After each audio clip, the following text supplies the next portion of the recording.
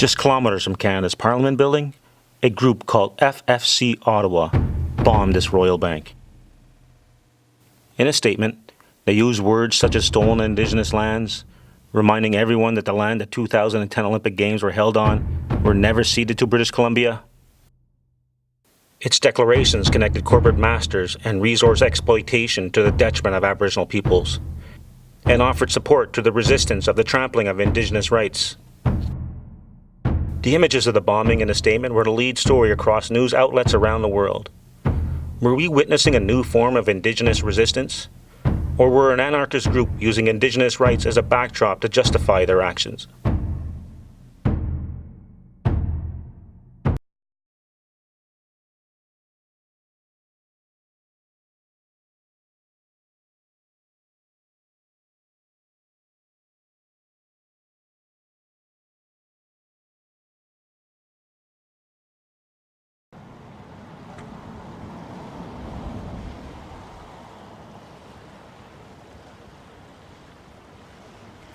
This is the Listuguj First Nation Band Office, the community's largest employer.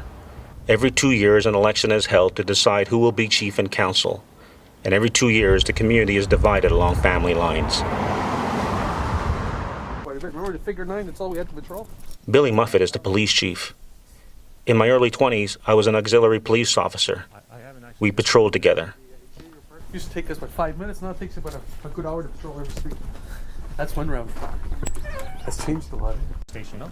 I want to hear what he thought of the bombing. 2010 Olympics on stolen Indigenous land. We pass the torch to all those who would resist the trampling of Native rights, of the rights of us all, and resist the ongoing destruction of our planet. We say the fire this time. It's violence for political reasons, which is terrorism, is it not?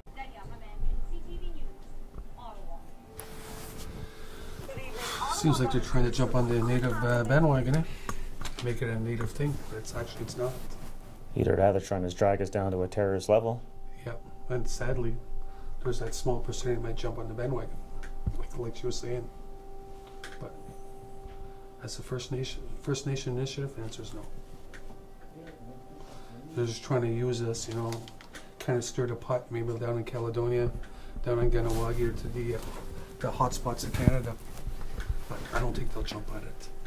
Well, now, what do you think that the impact of something like that actually has on people who are just regular Canadians, and they see a radical group such as that tying themselves to First Nations people? What is that going to do to the image that Canadians have of First Nations people, and not only First Nations people, but the causes in which they fight for? It's just Canada's not a country like that, and as First Nations, we never act out like that. If we're gonna argue, we're gonna argue in front of government officials. If not, our last resort is usually a blockade, and we get the media and we express our story. Do something like that? I don't think so. It's not our cause. It's not our way of thinking. Never been, never will. Maybe 20, 25 years down the road, I can't foresee the future. Maybe there's a possibility. But right now, the present day, and probably another 5 years from now, answer is no. How does that make you feel? I'm just kind of offended that this organization is using the First Nation bandwagon. It's not their bandwagon, it's our bandwagon. It's our rights. We'll fight for our rights. We don't need some extremist group fight for our rights. Come on, it doesn't make sense. It's our rights. We'll fight for them. We'll argue this, we'll argue that.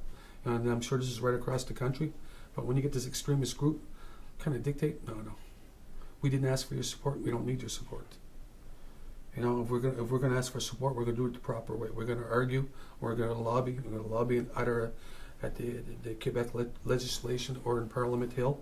If not, we'll set up a blockade and get the media and express our concerns and express our fight. But we don't fight like that, and I don't foresee it.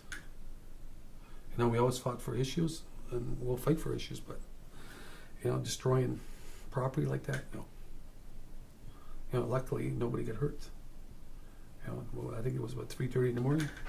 It's just a bunch of hooligans, sadly, and it's hard to believe because you look at the news. It's either Afghanistan, Iran, Iraq, what's happening in Bangkok or United States.